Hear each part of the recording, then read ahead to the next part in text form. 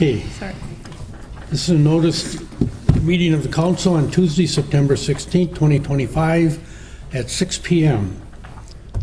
This will be an open meeting, and notice has been given to the public at least 24 hours prior to the meeting by forwarding and complete agenda to the Oconto County Reporter and all other news media who have requested the same, as well as by posting.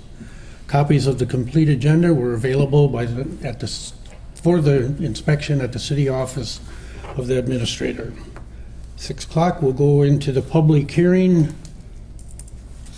Number 1, petition for zoning amendment from Nancy Rubin to amend the zoning for parcel number 265-141-901-8577A, 1218 Pequot Street, from downtown commercial to residential multiple family R2. This is a public hearing again. All parties for and against will be heard. Okay. All parties for and against will be heard. Third and final time. All parties for and against will be heard. Okay. No one has anything to say. I do. On Yes. the public hearing. On the hearing for the zoning over here. Yep. You can go ahead. State your name and So, address. I live could you, right over here. could you state your name and address, please? Okay, my name is Nancy Lewis. I live at 105 Park. The parcel that you're gonna zone is in my backyard. I guess I'm gonna say I'm against it. I've lived here for 30 years. And it seems like to switch that over to residential would be a big mistake, because we have the apartment building across the street. We have the empty hospital up on the corner. So what would be the sense of putting another apartment building in? I don't believe it is an apartment building, it's a single family. Oh, it's a single family? Yes. See, they're kind of undecided whether it's gonna be a single family home or a duplex.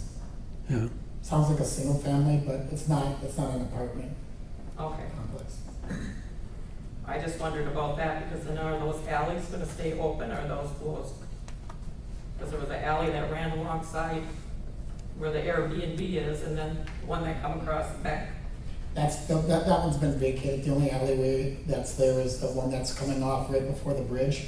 And it only comes in roughly about maybe 60, 80 feet. That's the only alleyway that alleyway doesn't even get to that property. So in other words, we can't go that way to access our backyard. You cannot. You couldn't right now either, because it's private property. Oh, I was told that I could go through there. Not without the permission of the homeowners or the property owners that you'd have to go through. Right now, I don't know who the owners are, because I got Airbnb on one side, empty house on the other side. So I guess that's all I got to say on it. Okay, Thank you. thank you.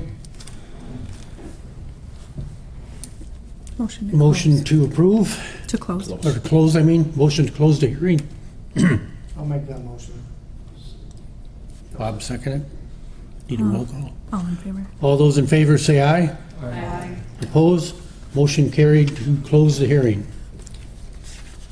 Okay, we will now move on to the regular council meeting. Roll call. Mayor Cliff Martin. Here. Daryl Anderson. Here. Kim Bronikowski. Here. Ron Dahl. Here. Dee Donlevy. Here. Bob LeBrecq. Here. Casey Soul. Here. Lori Stenstrup. Here. Dan Zeller. Here. Attorney Calvert. Here. Okay, number 3, invocation and pledge of allegiance by Alderperson Dan Zeller. We ask for your guidance and wisdom on the matters before us. Help us to listen to and respect each other's opinions, and may we find common ground that is positive and productive to our fellow citizens. Amen.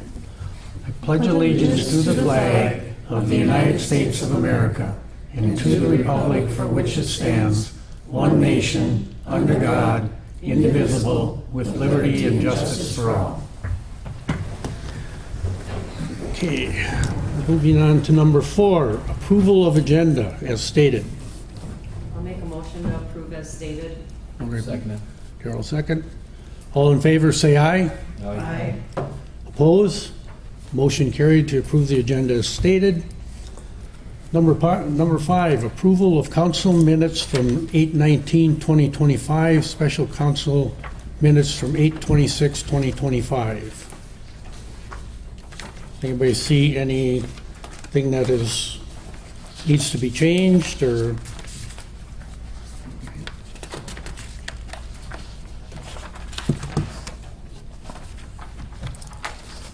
I'll make the motion to approve the council minutes from 8/19 and special council minutes from 8/26. I'll second. All those in favor say aye. Aye. Oppose? Motion carried to approve the council minutes from 8/19/2025 and special council minutes from 8/26/2025. Correspondence? Jeff is not here, right? Does not appear. Jeff Karazek? Okay. Okay. Any other correspondence? Bob? I do. I spent about 2.5 hours going through that whole ordinance book today, and we really need to have someone volunteer to look at it, because there are some things that are in there that are double, some that when you look up for outside storage, 13.5-9, it goes and all of a sudden it disappears, there's nothing there.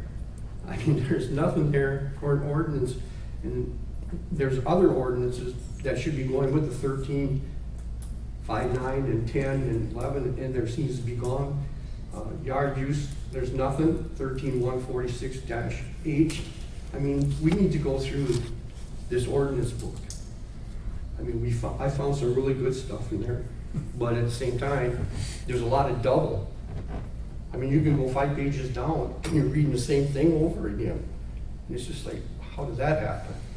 So I think we should have some volunteers and go through this ordinance book and take out a lot of the gray area, the doubles, and make sure that we have an ordinance. Because if we're using our website for that ordinance and we're taking it out of that book, we're not doing right. 'Cause there's just some things that aren't there, or double, or whatever. Okay. Dee? I guess my question to tag on to Bob's comment there, is it possible that the online is more up to date and the hard copy printed has just not been printed with the most current stuff? So that's why there's disconnect? Honestly, I was thinking the same thing. It I'm not sure. probably is. I mean, where did we get this stuff to put online? Did we take it out of those books? Well, it's the ones that we've been approving go online. Well, yeah, but No. there's still a lot of ordinances that are existing in there. I mean, We can check into that. Kim? I know before there was an ad hoc committee, and at that time we went through a lot of the ordinances. Is that gone now, the ad hoc committee for the okay. actually, when Sherry Grohl, when there was 10 city council people, Sherry Grohl, myself, Sarah Parisol, I believe the mayor back then was Vicky Boston, and one other person would come on Friday from 9 o'clock until noon and go through as much of the ordinances that we could, either scratch out, throw out, or put wording in the way it should have been, and then have it approved by the city council. Jeremy? I mean, I agree. I look at that book almost daily. I mean, I obviously go online just because it's easier for me to go online, but either way, any changes would have to go through the proper committees. I would recommend that if you're gonna go through the book, whatever ordinances are concerning to, let's say, public works, then have them review that section. And it's gonna take a long time, but Yeah. every meeting, okay, put three items on there and say, okay, does there have to be any changes to these 3 sections or 4 sections? And then, because it's overwhelming, it really is. And then if it's something that involves plan commission, let plan commission, because ultimately you can put an ad hoc committee together, but it's gonna go to those committees anyways for their approval. So rather than do double work, just let it go to those committees and then send it on to council and let you guys make the decision from there. Would it, Dee? Do we need a motion to be able to recommend that, or how do we go forward to try to make that happen?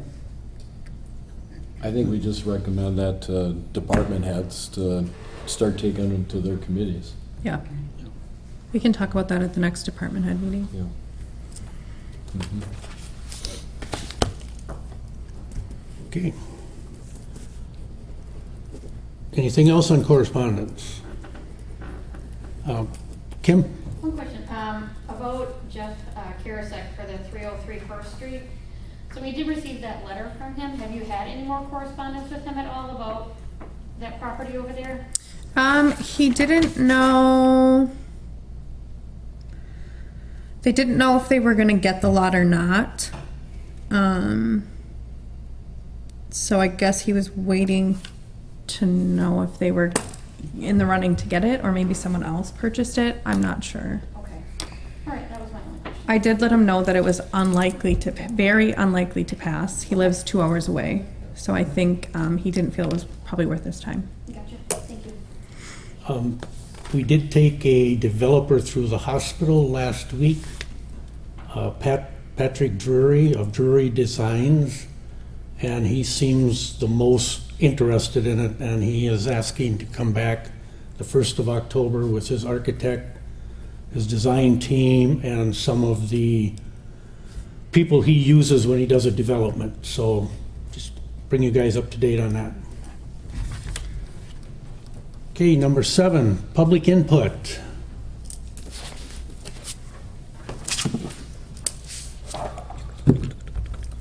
Okay. No public input. Moving on to number 8, approval of consent agenda. Approval of cigarette, tobacco, and electronic vaping device retail license application from Sweet Fire Tobacco 64 Incorporated, located at 109 Congress Street, and appointment of agent Denaro Sacco. 8B, approval of temporary alcohol beverage license for the Machicany Players Incorporated for the Canterville Ghost and Blind Women's Bluff on October 17th and 19th, and 24th and 26th of 2025. I have a I can make a motion to approve the consent agenda items A and B as listed. I'll second. roll call. Daryl Anderson, Yes. Kim Branakowski, Aye. Ron Dahl, Aye. Dee Don Levy, Aye. Bob LeBrecq, Aye. Casey Soul, Aye. Lori Stenstrup, Aye. Dan Zeller. Aye. Okay, moving on to 9, discussion, action, recommendation on the following old unfinished business. A, rescind or amend the approval or a motion to prohibit shipping containers in all zoning districts, including general industrial and light industrial, and to allow 60 days for property owners to remove existing shipping containers. Dan? Kind of bear with me, I get a lot here.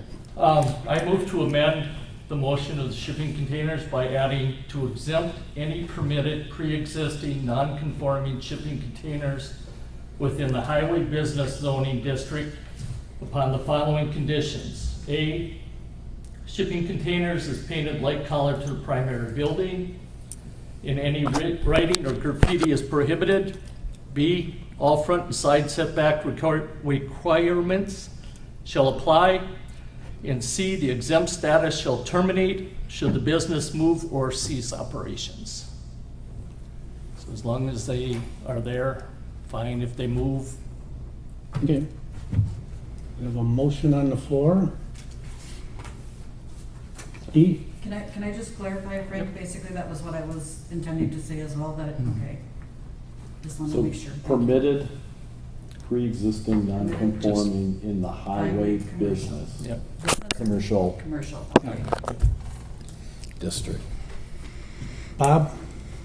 Is that, Was that a second or not? We didn't have a second yet. Yes, that's a second. Okay, a second.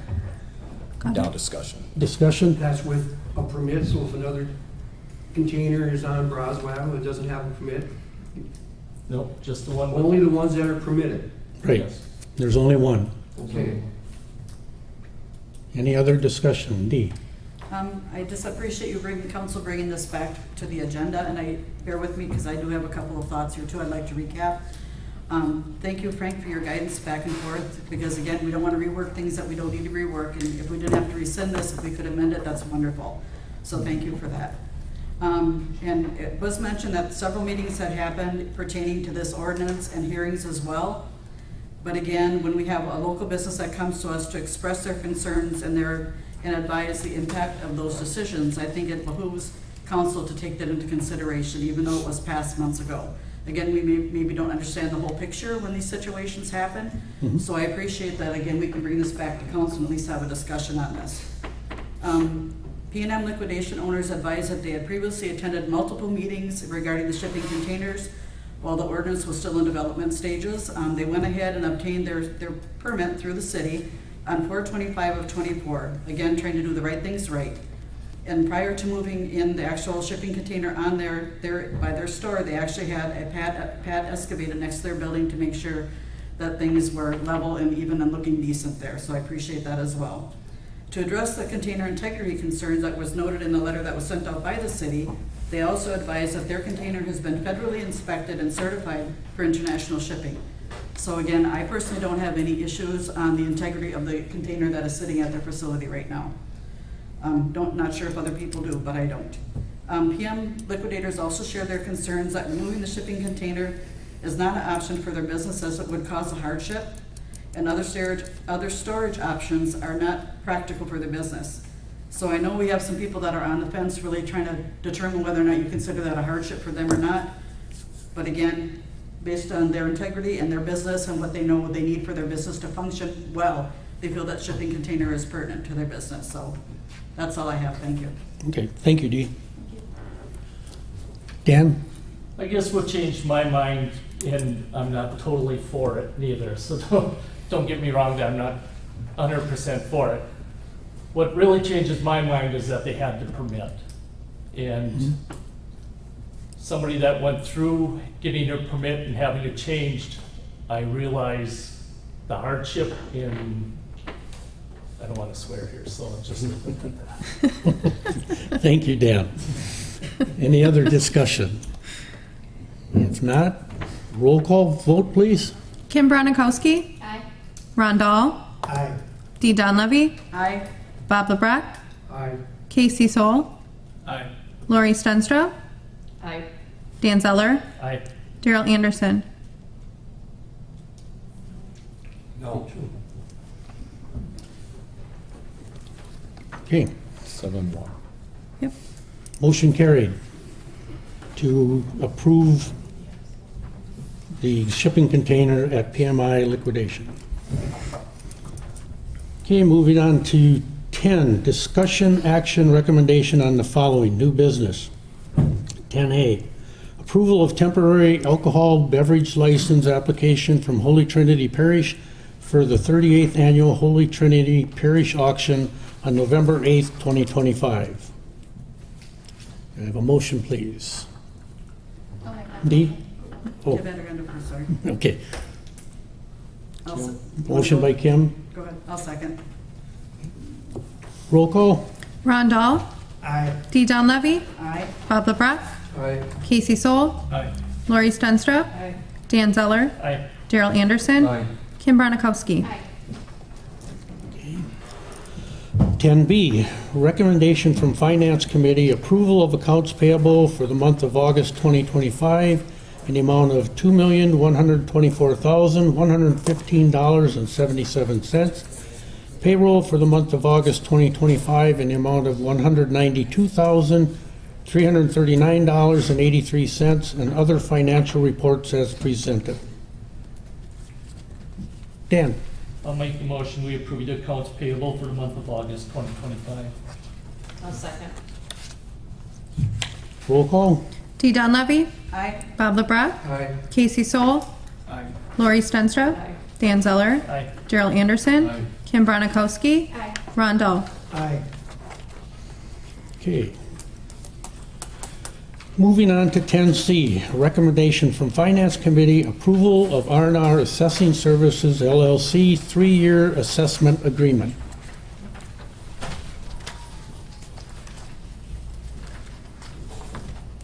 Have a motion?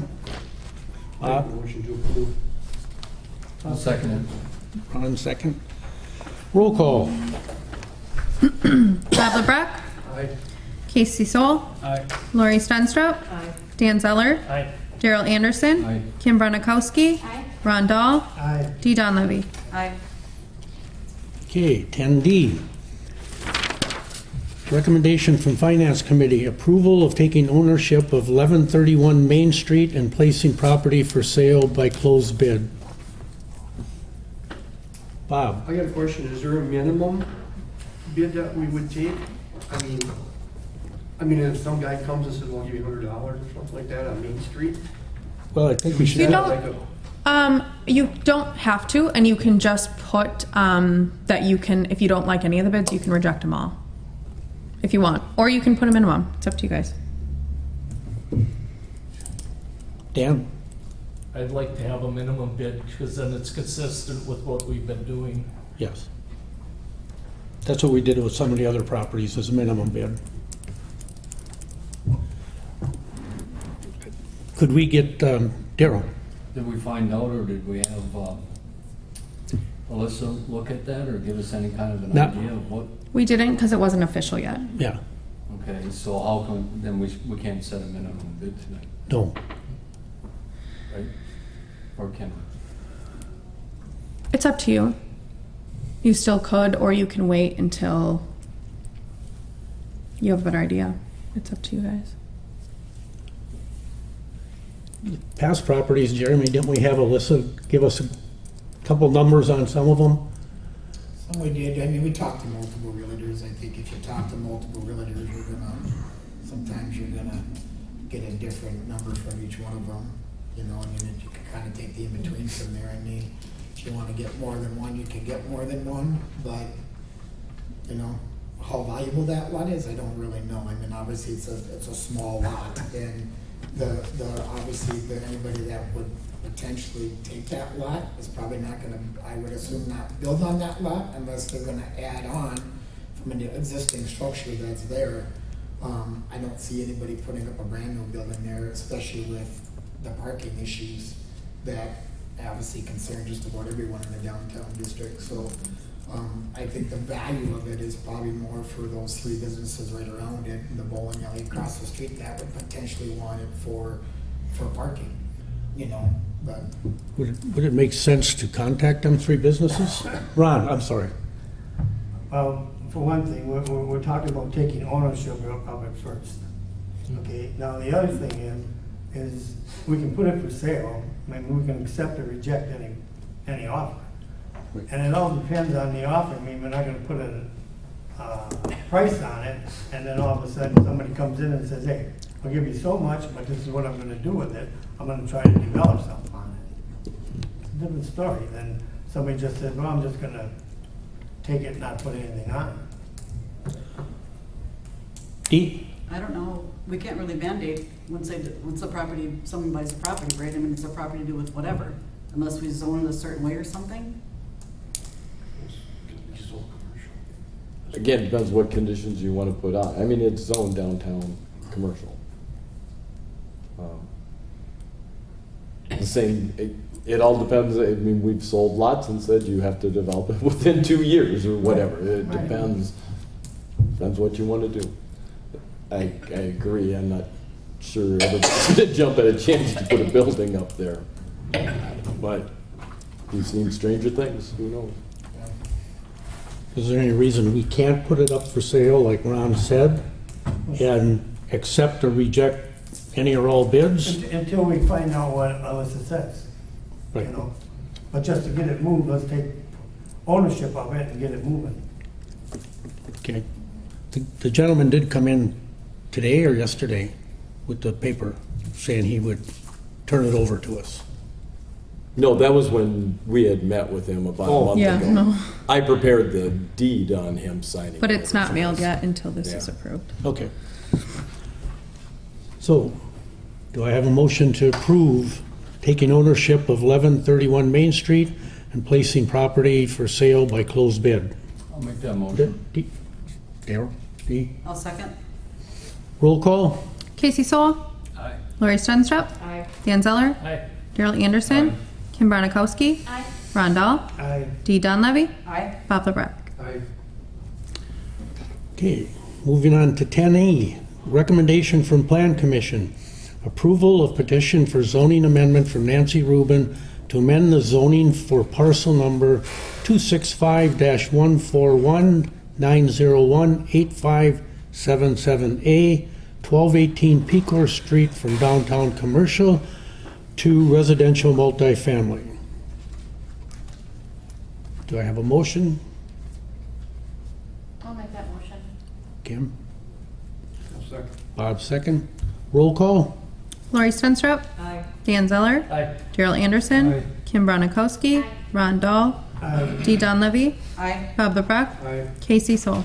Aye. 10F, recommendation from Board of Public Works, approval of repairs to the 2003 International Chipper Truck. Jeremy?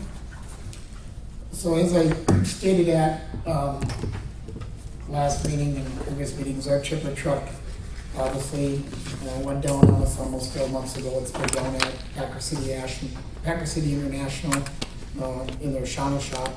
And they're not having any luck because obviously all the parts in that motor are obsolete because of obviously the age of it. So the only choice we have is either obviously go out and see if we can buy a used one, which you're looking at anywhere between 80 to 100,000, purchase a brand new one, which we can't afford. I won't give you that number, and put a brand new motor in that chipper truck. So just talking it over with Alex, our mechanic, and then the board last night, we got some quotes from Packer City for 3 different motors. One's obviously a remanufactured, taking some parts off the existing motor, which we don't want to do because there's nothing in warranty taking the parts off that existing motor. That's right around 30,000. Otherwise, take and put a brand new motor in it, an International at the price tag of 34,000, or basically kind of like a foreign motor, not an International motor, for 26. That comes complete with warranty on that, on all the parts and service. So our recommendation would be going that route.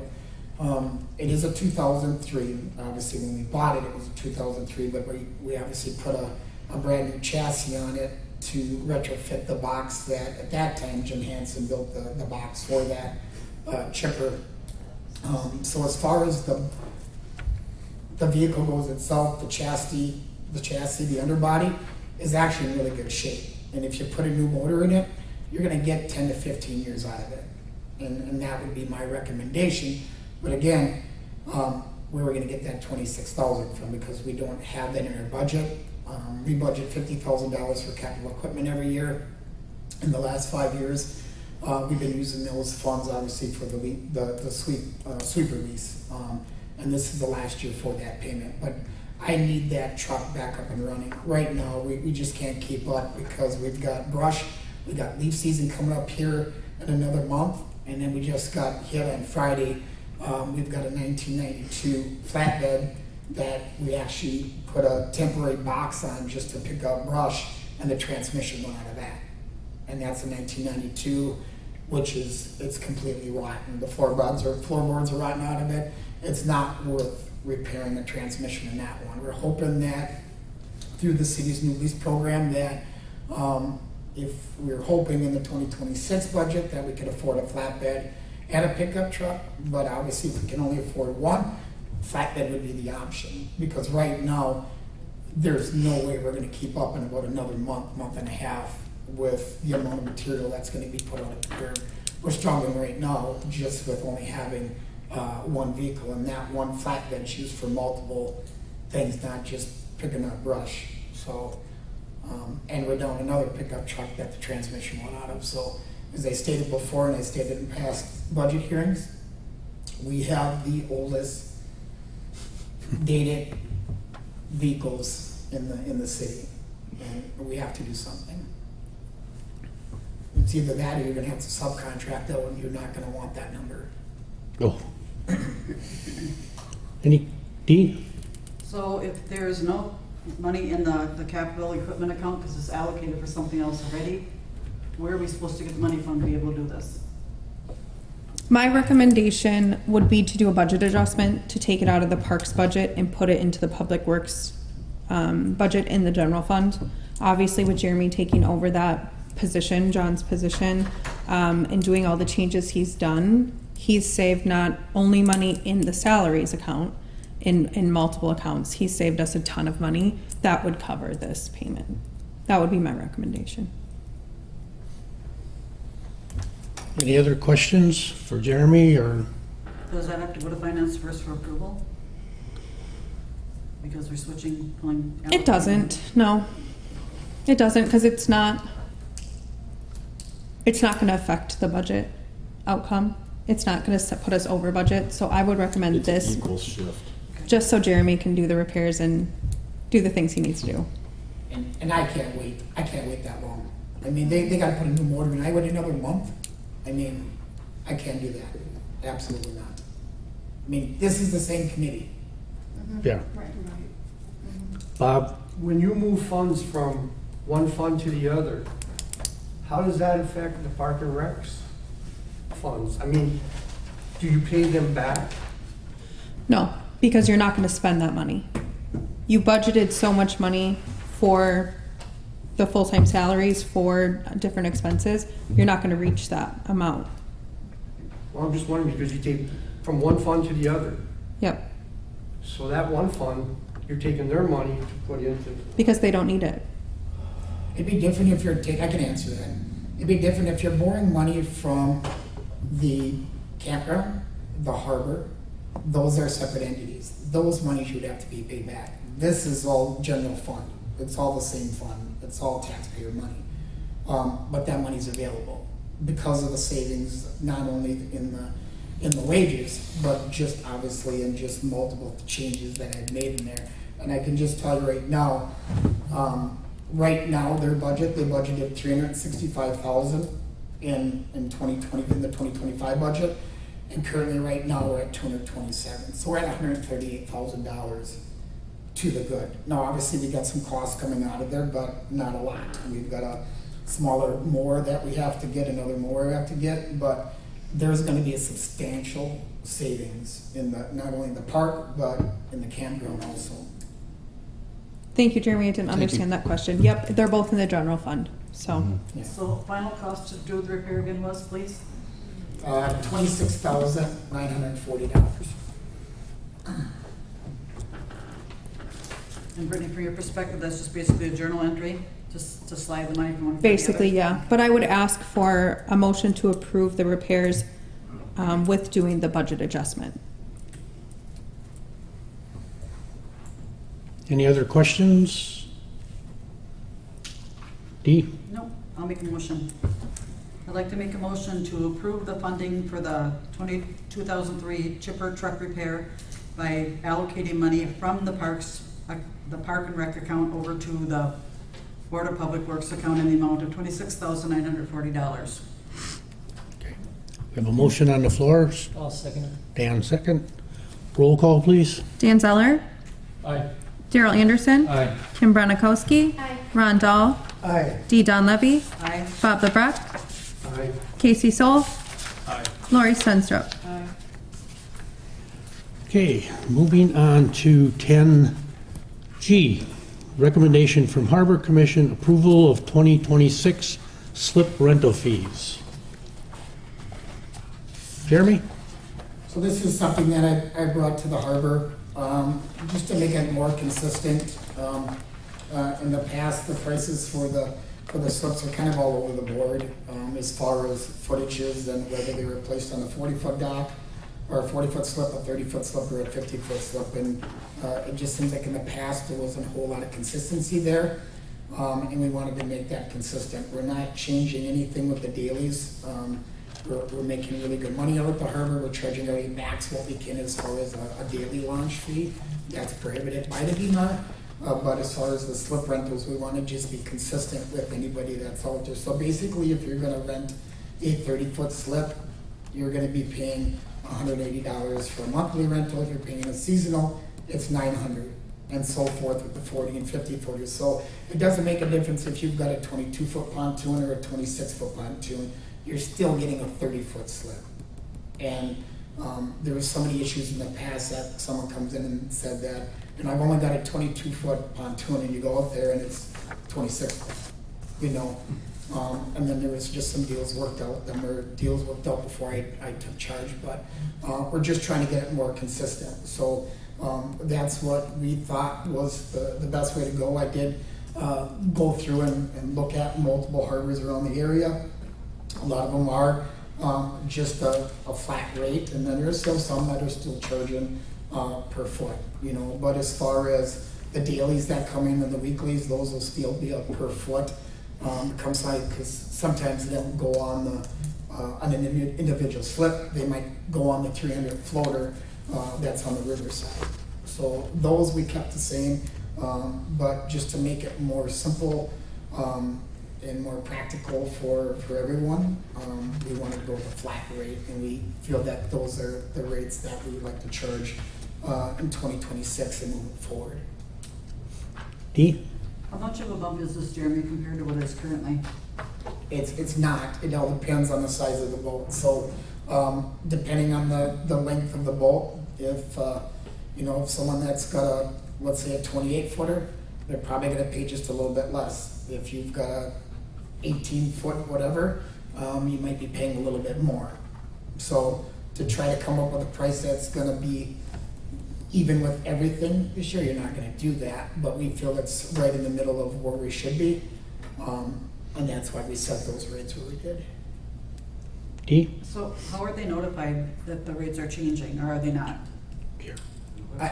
I make those phone calls. I send when I've got a master list of all the contracts I put together for this year for the slip rentals, and then when I send out their 2026 contracts to see if they're coming back or not coming back, I inform them at that time of any rate increases or decreases or any changes that are happening in 2026. Okay, thank you. Any other questions for Jeremy? If not, could I get a motion? I'll make that motion. Yep. I'll second it. Roll call? Daryl Anderson, Aye. Kim Bronikowski, Aye. Ron Dahl, Aye. Dee Donlevy, Aye. Bob LeBruck, Aye. Casey Soul, Lori Stenstrup, Dan Zeller. Excuse me. 10H, recommendation from Park and Recreation Committee, approval of 2026 seasonal camping fees. Jeremy? So just as I go through, and I was just obviously reviewing the budget at the campground that was set and just looking at prices overall over there. Again, we really made a lot of money this year. We should make a lot of money in the campground, but we did feel there should be an increase in the seasonals.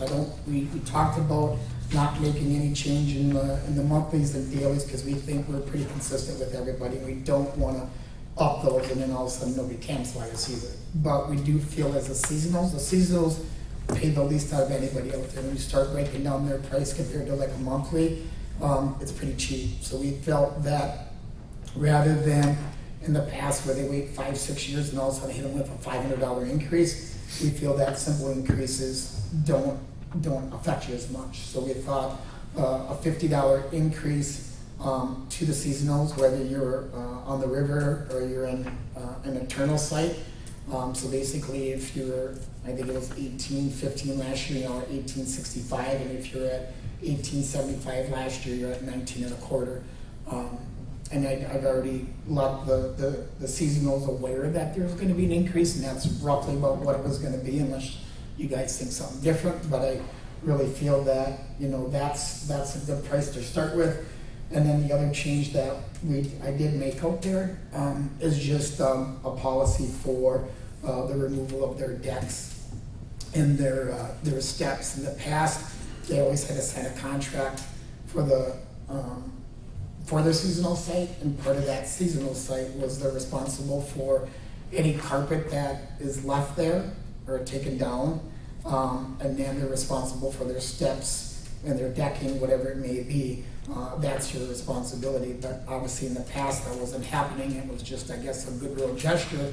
The parks employees out there, the campground employees out there were removing all of them that were out there on our time. And obviously that can't be happening because that's 2 weeks worth of wages, and then we have the liability of obviously moving something that could break or we could damage, and then we don't want those arguments. So we came up with a storage waiver, and basically if you want your steps or multiple units removed, Frank and I came up with a waiver. Basically it's, if you got one piece, so let's say one step, and you want us to remove it, put it in our back storage area behind the west end, it would be $25, and every piece after that's a $20 charge. And then the same thing in the spring, if you want us to put it back, there would be a charge for that, and that way it's covering our expense for our employee that's removing those, and also in that waiver stating that obviously any damages that are done during that removal process is the responsibility of the seasonal camper, not Holtwood camper. So again, those are just the changes we talked about. Again, I don't feel you have to up it more than $50 just based on a lot of the changes that we made out there this year, just as far as obviously wages, and just internally, obviously we got rid of quite a bit of seasonal help out there, and just obviously did some things just a little bit more efficient. So if you have any questions, fire away. Any questions for Jeremy? Okay, go ahead. You feel that for the moving of the decks and stuff, that's gonna cover the cost? Yeah, I mean, he shouldn't have more. Let's say if you're moving just, I actually went out there and drove and looked at a lot of the sites that are out there. I mean, some of them, if it takes him a half hour just to move that over there, that's all the time he's got involved in it. But then if you're adding pieces, then you're gonna get added those charges. So I think that what we got built in there is enough to cover those charges. Okay. Because And if it even just makes us break even, we're not coming close to it, next year you would have to change it again, and that's gonna get people on the other side of the coin again. yeah, I would agree a little bit with that. I mean, it's an unknown because nobody was ever tracking it before. So obviously when we get to that point, I've directed Donnie that until he gets the go from me, once I see that signed contract and the payment, then I give him the go ahead from which sites can be moved. And at that point, then I can go up there and kind of actually see what the time is involved. But kind of based on what I know and from moving stuff, I think we've got enough to cover our charges. And if we don't, then I guess we can make that adjustment, but I think we're covering, no problem. Any other questions? And the nice thing was, with that agreement, they're all signing this waiver. No more taking responsibility on damages out there, so. Okay. If there's no other questions, could I have a motion, please? Make a motion to approve the seasonal rate increases. Motion by Bob. Seconded. Darrell, second. Roll call? Kim Branikowski, Aye. Ron Dahl, Aye. Dee Donlevy, Aye. Bob LeBrecq, Aye. Casey Soul, Aye. Lori Stenstrup, No. Dan Zeller, Aye. Daryl Anderson. Aye. Okay, moving on to 10I. Recommendation for Parks and Rec Committee, approval of asphalt bids for the campground, the amounts of $59,418.50 and $28,486 to O'Connell County Highway Department. Anybody have any questions for Jeremy, or let him explain? Go ahead, Jeremy. Basically, that's the repaving of, not the entire campground, just about the entire campground. Obviously, that's been the number one complaint from not just the seasonals, but anybody that camps out there. The north end or the south end of the campground is kind of like a chip and dip, and most of it's gravel potholes. There's two sections that sit to the south that the pavement's still good. I don't like to rip up new pavement. There's a couple sections that had new utilities ran or new electrically ran that ran through those that have settled. We'll cut those out and we'll replace those at the same time. But basically, starting at the speed bump just after the campground office, and all the way through, and then all the way to the boat landing, to the south end. We'll get brand new pavement, and again, those funds will come out of the campground fund, which they have that money available. Any questions for Jeremy? Daryl? Will they be widening them? They will be widened a little bit, not a whole lot. Because I know that's one of the complaints in our campground, that people come in with big stuff now. Sure. And it's hard for them to maneuver through there on those narrow roads. Any other questions? What's the target date, Jeremy, to do this? That's this fall. So that's about the only time we can do it, especially in the beginning of the year based on weather. Weather dictates when they open up blacktop plants. And typically the county opens theirs up pretty much later than what Northeast or anybody else would open their plants up. So we don't put this one out for a bid, because if you put it out for a bid, the county can't bid on it. And then you're gonna be at the mercy of Northeast, MCC, some of the other vendors, and instead of paying about $65 a ton for asphalt, you're gonna pay about $95 to $105 for an asphalt, so about a 30% increase. So that's why I went and got a quote from Oconto County, because we're gonna get it so much cheaper. And of course, you're getting all the seasonals that are starting to move out in October. So the later part of October is when we look to pave it, because obviously we don't really have a whole lot of campers in there. And it's the best time to lay pavement versus spring. Everybody's starting to move in, and then it's just too much stuff in the way. Any? Are Daryl? they taking up the old concrete and then putting new down? So the existing blacktop is gonna get pulverized, not milled.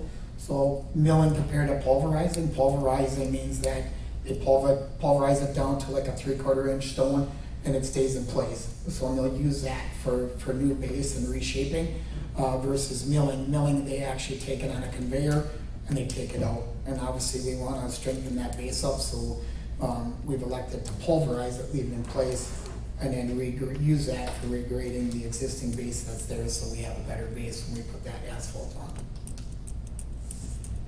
Okay, any other questions? Lori? So the campground, their out date is October 31st, so they have to be out by November 1st, right? By November 1st. How long do you anticipate this? Because Winter Wonderland comes in this first weekend, or what did we put in that contract, the second weekend? I think it's the first weekend in November, so this is gonna be during that time. You don't want those boom trucks on there, on that fresh blacktop. We won't that. be, I would say probably this job is probably gonna happen about the middle of October. We're still gonna have seasonals in there, but obviously we're gonna be making them aware that we're gonna be in there. And if they have vehicles, we're gonna give them options in those other two paved areas that they can park their vehicles, to get in and out. So it's gonna be done before, So we don't. a few weeks before Winter Wonderland. Okay. I anticipate that project a week. Okay. If tops, maybe just over a week, after talking with Deb from the county. Okay. Any other questions? If not, I'll entertain a motion. I'll make the motion Dan, motion. to approve the asphalt bid. Kim, second. Roll call. Daryl Anderson, Aye. Kim Bronikowski, Aye. Ron Dahl, Aye. Dee Don Levy, Aye. Bob Breck, Aye. Casey Soul, Aye. Lori Stenstrup, Aye. Dan Zeller. Aye.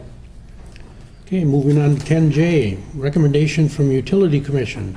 Approval of pay request number 8 for wastewater treatment plant upgrades to Lunda Construction in the amount of $335,795.69.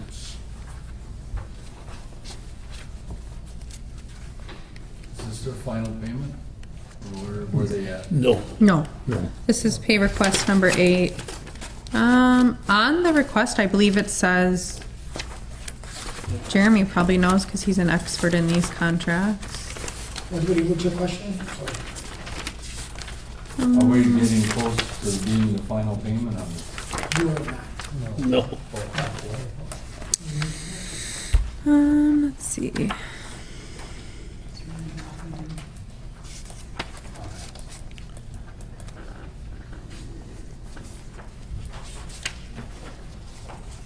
This whole project won't be done until after the first of the year, will it, Jeremy? Correct. Yeah. The original contract price you can see is 6.1 million. And to date, we've paid 3.7? 3.8? So we're about halfway, a little over half. Okay, any other questions? I'll entertain a motion to approve. I'll make a motion to approve pay request number 8 for the wastewater treatment plant. Casey made a motion. We have a Rondell second.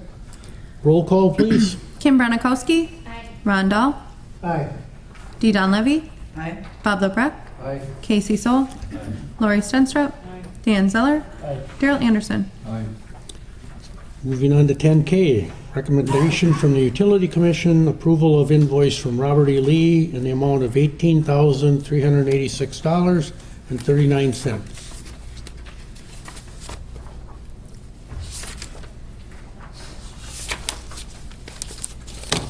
Anybody have any questions?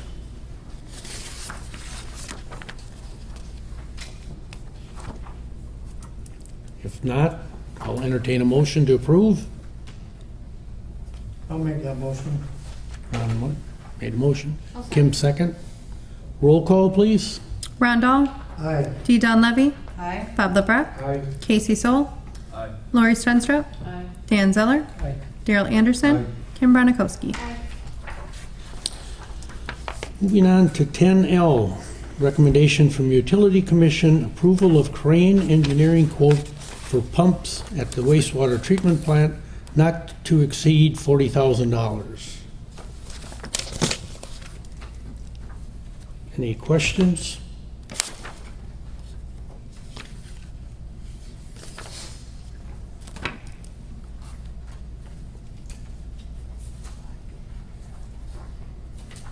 Make a motion to approve. Oh, Dee? I'm sorry. So this is pricing, am I looking at the right thing, pricing for the replacement? Yes. So all of these are over $40,000? Nope, this is for Cross Street. This is Cross Street, Yep. the one you held up. Yep, so they're going out for quotes for the pumps.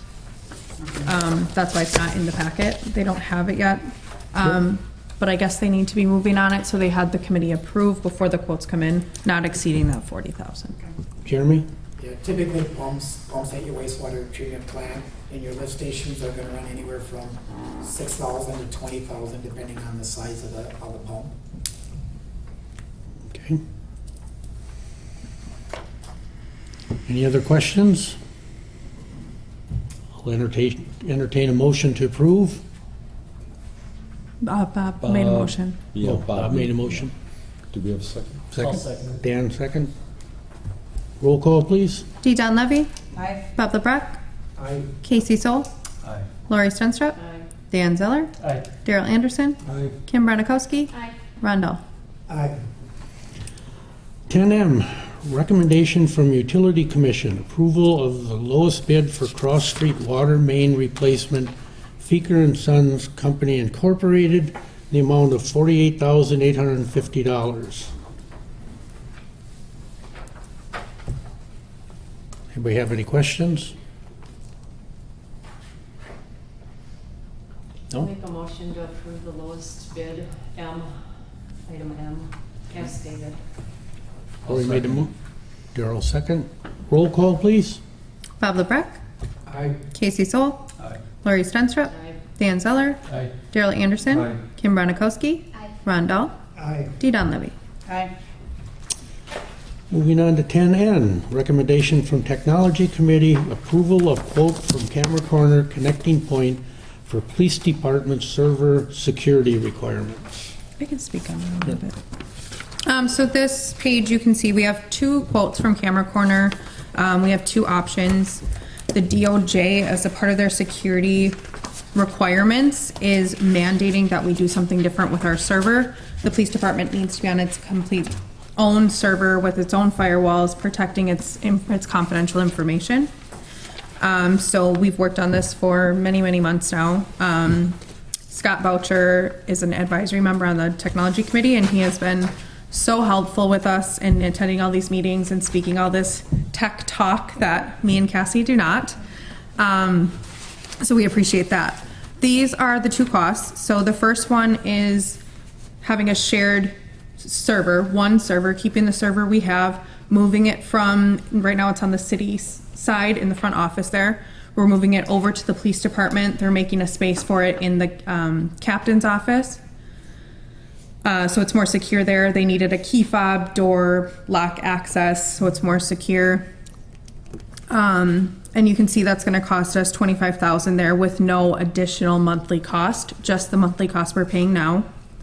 The second option is getting two separate servers, physical servers. We'd keep the one on our side, get the second one to be on the police side. There are pros to doing that. I don't think the pros outweigh the cost difference, but so it would be $33,836 plus an additional $562 a month on top of what we're paying now. The technology committee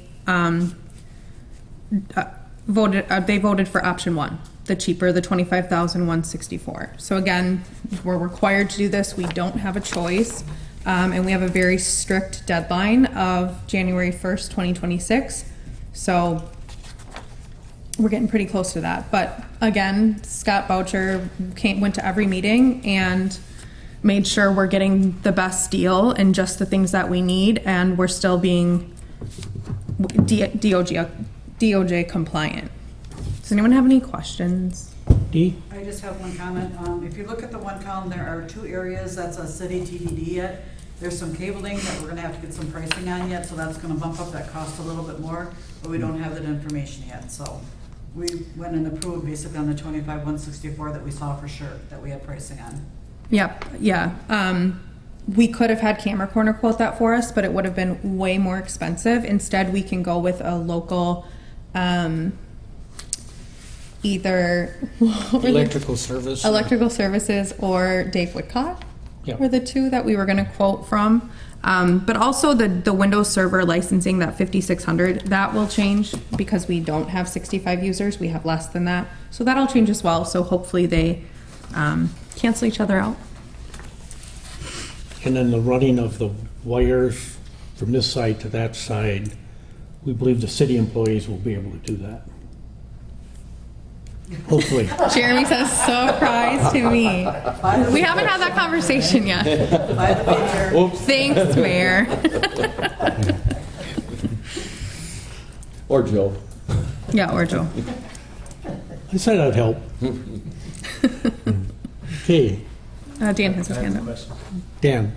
This doesn't cause any hardships for you guys, moving it over and having it locked up? We prefer in it. It's big, it's bulky. When they do updates, it's really loud. Please take it away.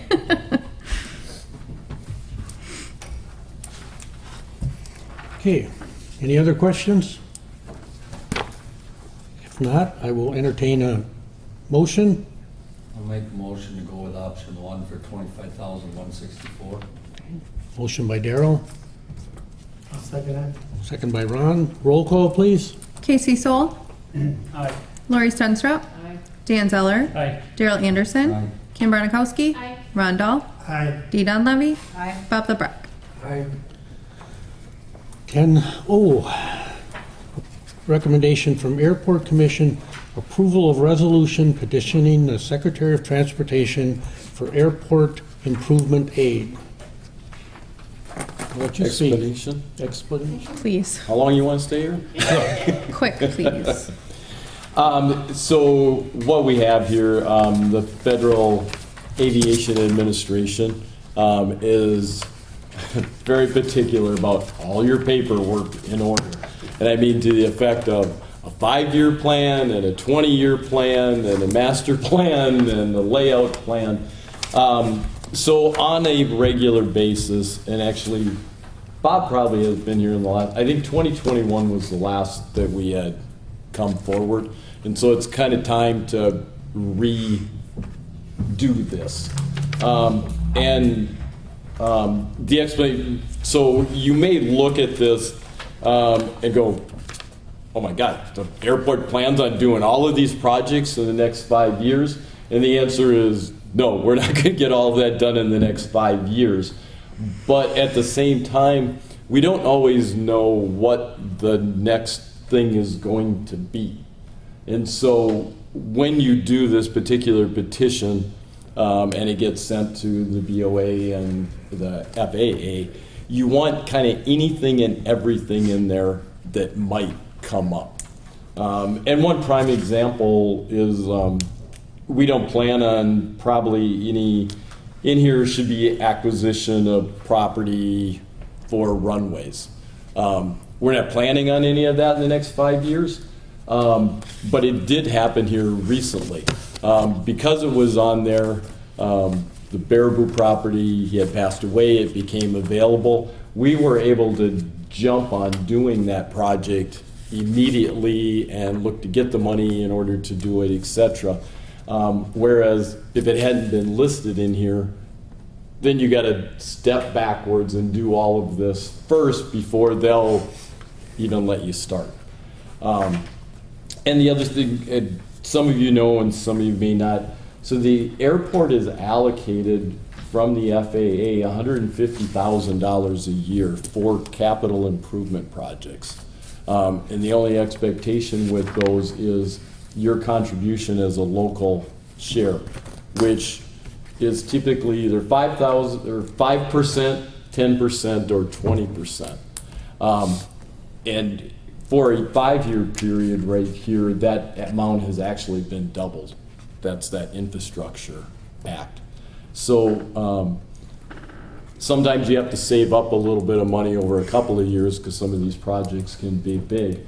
But bottom line, if you looked at, okay, how do you use $300,000 and do a capital improvement project?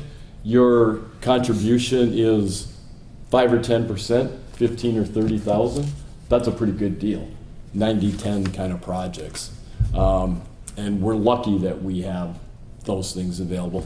And that's what we build into our budget to be able to do those things. But yeah, again, the simple explanation being that they want all our paperwork in order, and should we move ahead with lengthening the runway or putting in, we are going to be putting in Jet A fuel, that will go out to bid here in December or January.